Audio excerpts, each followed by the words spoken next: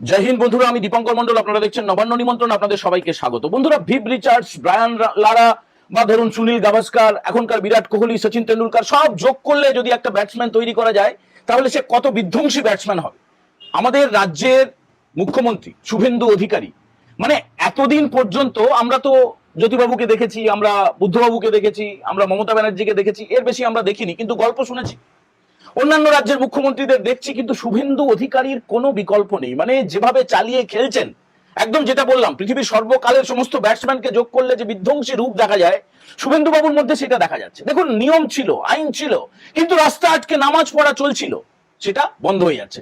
এটা মূল ফোকাস। কিন্তু আজকে সকাল থেকে এখন পর্যন্ত, এই রাত পর্যন্ত যা যা হয়েছে, সেই বিধ্বংসী ব্যাটসম্যানের চেয়ে আরো বড় বড় বড় আরো বড় ব্যাটসম্যান যে বিধ্বংসী ব্যাটটা করবে, যেভাবে খেলবে মাঠ জুড়ে, যেভাবে খেলবে গোটা ইনিংস জুড়ে, তাই হয়েছে। আজকে সকালে রাজ্যের মুখ্যমন্ত্রী শুভেন্দু অধিকারী তিনি বিধানসভায় এসেছিলেন। বিধানসভায় বেশ কয়েকটা গুরুত্বপূর্ণ বৈঠক করেছেন এবং নতুন যিনি অধ্যক্ষ নির্বাচিত হয়েছেন রথীন্দ্রনাথ বোস, তার সঙ্গে বৈঠক করে তাকে নন্দীগ্রামের বিধায়ক হিসেবে তাকে ইস্তফাপত্রটা জমা দিয়েছেন। হলো। এবারে আপনারা জানেন যে ইতিমধ্যে বেশ কয়েকজন মন্ত্রী অ্যারেস্ট হয়ে গেছে। সুজিত বসু, প্রাক্তন দমকল মন্ত্রী, অ্যারেস্ট হয়ে গেছে। লাইনে বিরাট আছে, সেটা আসছি। আর কলকাতা পুলিশের একজন অফিসার শান্তনু সিনহা বিশ্বাস অ্যারেস্ট হয়ে গেছে। এবারে ব্যাপারটা হচ্ছে কি হয়ে আসছে জানেন তো, মানে গত 15 বছর ধরে যারা অ্যারেস্ট হয় তারা একটুখানি সুবিধে পেয়ে যায়। মানে জেলে আছে নামমাত্র জেলে আছে, কিন্তু কেউ কেউ অসুস্থতার ভান করে তারা চলে গেল 5 স্টার কোয়ালিটির হাসপাতালে, সেখানে একদম রসে বসে সমস্ত কিছু পেতে শুরু করলো। আর জেলখানার মধ্যে থাকলেও তাদের কাউকে কাউকে AC room, smartphone, colour TV, মানে বিরাট ব্যাপার। যা খাবে মদ, মানে যা যা হয় আর কি, সমস্ত কিছু তাদের জন্য বরাদ্দ, কচি পাঁঠার মাংস, বিরিয়ানি, সবকিছু তারা পেত। তো আজকে শুভেন্দু বাবুর কাছে গতকালকে খবর গিয়েছিল, হোম ডিপার্টমেন্টে খবর গিয়েছিল, এবং এখন তো হোম মিনিস্টার শুভেন্দু অধিকারী মুখ্যমন্ত্রীত্বের পাশাপাশি বেশ কিছু দপ্তর তিনি দেখভাল করছেন, সমস্ত ফাইলের পাতা উল্টে উল্টে দেখছেন, বেশ কিছু ফাইলে রিওপেন করছেন। তো রেড হয়েছিল, প্রেসিডেন্সি জেলে রেড হয়েছিল, সেখান থেকে 23টা মোবাইল উদ্ধার হয়েছে। সন্দেশখালী কাণ্ডের যে ইঁদুর, মানে নামমাত্র বাঘ আর কি, যাকে নাকি ধরতে পারছিল না পুলিশ, 50 দিনের বেশি সে বেপাত্তা হয়েছিল, লাপাতা হয়েছিল, অ্যাবসকন্ডেড হয়েছিল, তাকে তো শেষ পর্যন্ত ধরা হলো। এখন সে জেলের মধ্যে আছে সন্দেশখালীতে। তার পার্টি অফিসে মায়েদেরকে পিঠে বানাতে টাকা, তো মনে আছে, শেখ শাহজাহান, উরিয়া বাবা শেখ শাহজাহান। তো সে যেখানে থাকতো সেখানে খাওয়া দাওয়া, বিলাসী জীবন, ऐसी জিন্দগি, তার পাশাপাশি স্মার্টফোন সব উদ্ধার হয়েছে।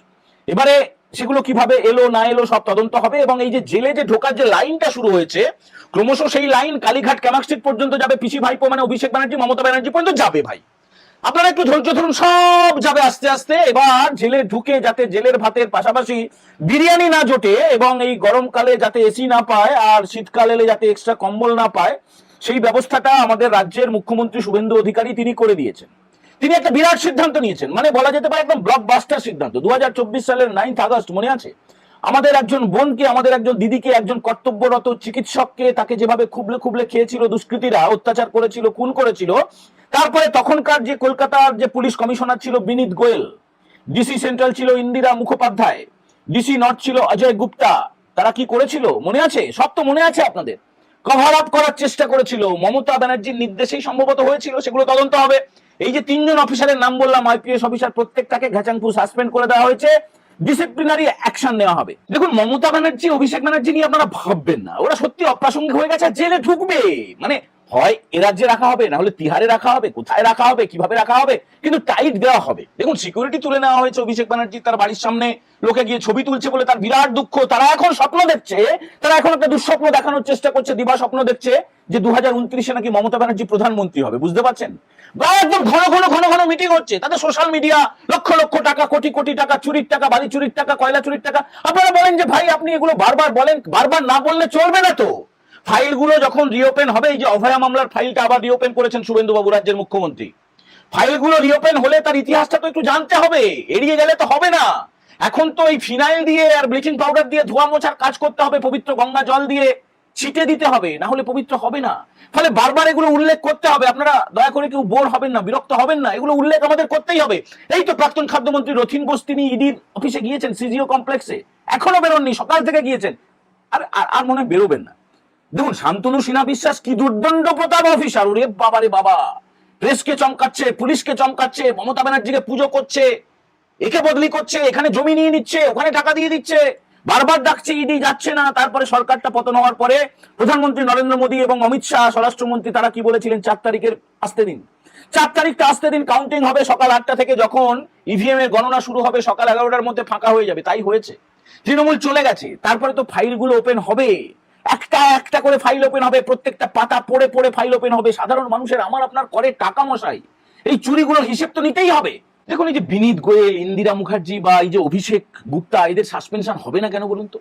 টাকা অফার করা হয়েছিল, ঘুষ দেওয়ার চেষ্টা করা হয়েছিল, মানে অভয়াকে হত্যা হলো, তাকে ধর্ষণ করা হলো, তারপরে অভয়ার মাকে গিয়ে ওই উত্তর 24 পরগনার পানিহাটিতে যে নোংরা লোকগুলো এখনো পর্যন্ত আছে, কেউ কেউ সেগুলো জেলে ঢুকবে, তারা তো তড়িঘড়ি দেহটাকে নিয়ে গিয়ে পুড়িয়ে দিল, অন্ত্যেষ্টি করিয়ে দিল, বাবা মায়ের অনুমতি ছাড়া, তাদেরকে একবার শেষ দেখা দেখতে দেয়নি, টাকা ঘুষ দিচ্ছিল। তোলামূল চোরামূল এই সরকার, তাদের যে নেত্রী, তাদের যে নেতা, তারা সব টাকা পাঠিয়েছিল আইপিএস অফিসারদের মাধ্যমে। অভয়ার মা বারবার এই কথাটা বলেছেন। রত্না দেবনাথ, যিনি পানিহাটি থেকে নবনির্বাচিত বিধায়ক হয়েছেন, শপথ নিয়ে নিয়েছেন, আজকেও বিধানসভায় এসেছিলেন। আজকে আমরা কয়েকজন কন্টেন্ট ক্রিয়েটার যারা 2026-এর বিধানসভা নির্বাচনে যারা এই তোলামূল চোরামূলের কীর্তিগুলো কিছু কিছু আপনাদের সামনে তুলে ধরেছি, তারা আজকে রাজ্যের মুখ্যমন্ত্রীর সঙ্গে দেখা করেছি। রাজ্যের মুখ্যমন্ত্রী শুভেন্দু অধিকারীর সঙ্গে আমাদের একটু কিছু কিছু কথা হয়েছে, পরে সেই কথা নিয়ে আলাদা এপিসোড তৈরি করব। আমরা নবনির্বাচিত যিনি অধ্যক্ষ বিধানসভা রথীন্দ্রনাথ বোস, তার সঙ্গে দেখা করেছি, আরো অনেকের সঙ্গে প্রত্যেকদিনই দেখা হয়, আজকেও দেখা হয়েছে। সকাল থেকে আমরা বাইরেই ছিলাম, আমরা নবান্নেও ছিলাম, আমরা বিধানসভাতেও ছিলাম, এবং বেশ কয়েকজন অফিসারের সঙ্গে কথা বলে এমন কিছু জানতে পেরেছি যে কোনোভাবে, মানে একটা সূচগ্র দুর্নীতির জায়গাও কিন্তু ছাড়া হবে না। কোনো ছাড়াছাড়ির সিন নেই, কোনো ক্ষমা করার সিন নেই, কোনো পাপিষ্ঠকে, পাপাচারীকে, দুর্নীতিবাজকে, ধর্ষককে একটা চুলও কোনো রকমের ক্ষমা করার কোনো গল্প নেই। যারা অত্যাচার করেছে গত 15 বছর ধরে, দেখছেন না চোরের মতো কেমন পালিয়ে যাচ্ছে। এই তো বিষ্ণুপুরের দিলীপ মন্ডল, তাকে পুলিশ ধরতে গিয়েছিল, চোরের মতো লাভ দিয়ে পালিয়ে গেছে। উত্তরবঙ্গে উদয়ন গুহ খুঁজেই পাওয়া যাচ্ছে না, বিরাট বিরাট ডায়লগ দিত। ভাইপোটা কিছু করতে পারছে না, তার কারণ সে পাসপোর্ট ভিসা, বাইরে বিদেশে যেতে গেলে তো ভিসা লাগবে কিনা, যেতে পারছে না। খুব চেষ্টা করছে, আন্তরিকভাবেই চেষ্টা করছে। কেন্দ্রে বিজেপি, রাজ্যে বিজেপি, তারপরে এই দুর্নীতিগ্রস্তরা ছাড় পাবে ভেবেছেন?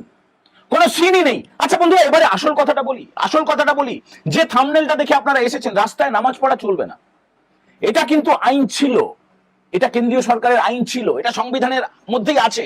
রাস্তা আটকে জনজীবনকে বিপর্যস্ত করে, যানজট করে, কোনো অ্যাম্বুলেন্স যেতে পারবে না, সাধারণ গাড়ি যেতে পারবে না, আপনারা হেঁটেও যেতে পারবেন না, আপনারা সাইকেল নিয়ে যেতে পারবেন না, রিক্সা নিয়ে যেতে পারবেন না, আপনারা বাইক নিয়ে যেতে পারবেন না, মানে জমিদারি আর কি, ঔদ্ধত্য, সেটা চলবে না।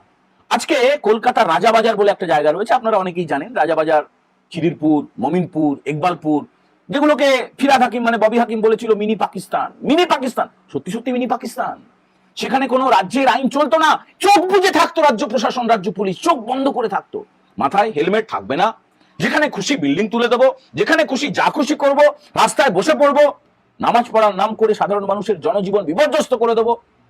শুভেন্দু অধিকারীর সরকার, রাজ্যের বিজেপি সরকার, মুখ্যমন্ত্রী শুভেন্দু অধিকারীর নির্দেশে কলকাতা পুলিশ গিয়ে কথা বলে যে ভাই এইটা হচ্ছে আইন, এইভাবে নামাজ পড়া যাবে না। বন্ধুরা, আপনারা জানেন যে মমতা ব্যানার্জির সরকার, মানে যাকে ধাক্কা মেরে, প্রায় চুলের মুঠি ধরে, প্রায় লাথি মেরে, যাকে ঘাড় ধাক্কা দিয়ে সরিয়ে দিয়েছে জনতা, মানে আপনারা সরিয়ে দিয়েছেন, আমরা সরিয়ে দিয়েছি, তো সেই মমতা ব্যানার্জির সরকার কি করেছিল, 2011 সালে এসে স্কুল পাঠ্যে বিভিন্ন রকমের ইসলামী শব্দ ঢুকিয়েছিল।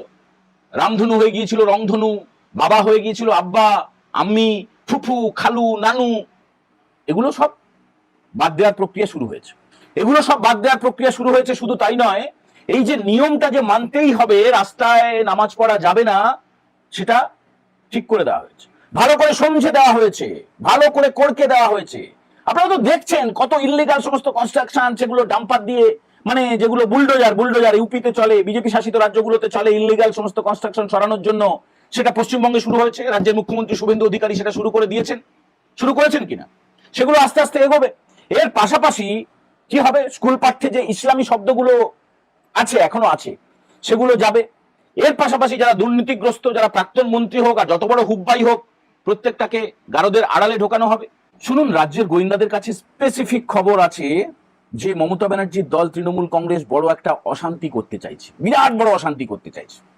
সেইটা কিন্তু গোয়েন্দারা খবরটা পাওয়ার পরে, খুব ইন্টারনাল ব্যাপার, এটা বিস্তারিত বলবো না, সেটাকে প্রতিরোধ করার জন্য তৈরি হয়ে গেছে। সেন্ট্রাল ফোর্স কিন্তু এখনো রাজ্যে আছে, মানে প্রথমে লাঠি বাটাম, তারপরে যা যা লাগে তাই করা হবে, কোনো চিন্তা করবেন না। এই পশ্চিমবঙ্গ এই 2026-এ যদি বিজেপি না আসতো তাহলে তো এটা পশ্চিম পাকিস্তান হয়ে যেত বা পশ্চিম বাংলাদেশ হয়ে যেত। চিন্তা নেই। বাংলাদেশে বিরাট দুঃখ চলছে, বিরাট কান্না চলছে, বিরাট দারিদ্র, মানে বিরাট, তাদের আর কোনো, বিরাট ভয় পেয়ে গেছে আর কি, যে এখানে বিজেপি চলে এসছে, অবৈধ লোকেদেরকে এবারে ছেটে দেবে, ওখানে ফেলে আসবে পুটলি করে, প্যাকেট করে, কি হবে কি হবে সেটা নিয়ে চলছে। তো সে চলুক, সেটা নিয়ে আমাদের দুঃখ নেই, কিন্তু এই ইললিগাল কাজগুলো সব বন্ধ হয়ে যাচ্ছে, তাতে করে তৃণমূলের বিরাট লস হচ্ছে। দেখুন, টোল প্লাজা বন্ধ হয়ে গেছে, বন্দে মাতরম গাইতে হবে প্রত্যেকটা স্কুলে। মানে আমাদের রাজ্যে বা আমাদের দেশের একটা অংশ আছে যারা বন্দে মাতরম উচ্চারণ করা যাবে না, জনগণমনও গাওয়া যাবে না, তাদের আলাদা পতাকা থাকবে, তাদের আলাদা গান থাকবে। দেখুন, এগুলো চলবে না। ওই যে সকাল থেকে রাত পর্যন্ত, ভোর রাত পর্যন্ত যখন তখন, মানে দেখুন, আমরা যেটা শুনতে চাই না সেটা জোর করে শোনানোর কোনো মানে হয় না, বন্ধ হয়ে যাবে। ওই মাইক টাইক সব বন্ধ হয়ে যাবে, আর রাস্তায় নামাজ পড়া বন্ধ হয়ে যাবে। কেন বন্ধ হবে না বলুন তো, কেন হবে না? জনজীবন বিপর্যস্ত হোক এরকম কোনো কাজ এ রাজ্যের সরকার করতে দেবে না। আরো কিছু কিছু চমক অপেক্ষা করছে, আরো কিছু কিছু চমক অপেক্ষা করছে। আপনারা একটু দেখুন, একটু ধৈর্য ধরে দেখতে থাকুন, আর অপেক্ষা করুন, আর হাততালি দিন, আর শুভেচ্ছা জানান, আশীর্বাদ জানান, যাতে করে রাজ্যের মুখ্যমন্ত্রী শুভেন্দু অধিকারী তিনি আরো আরো বেশি সফল হতে পারেন।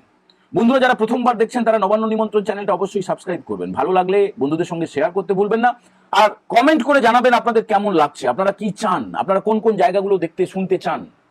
এই যে অভয়াকাণ্ডের ফাইল ওপেন হলো, এর তো জল অনেক দূর যাবে, কত দূর যাবে সেটা আপনারা কিছুটা অনুমান করতে পারছেন। অপেক্ষা করুন, দেখতে থাকুন আরো কি হয়। সবাই ভালো থাকবেন। আজকের মতো এই এপিসোড আমরা এখানে ইতি করলাম। জয় হিন্দ, বন্দে মাতরম।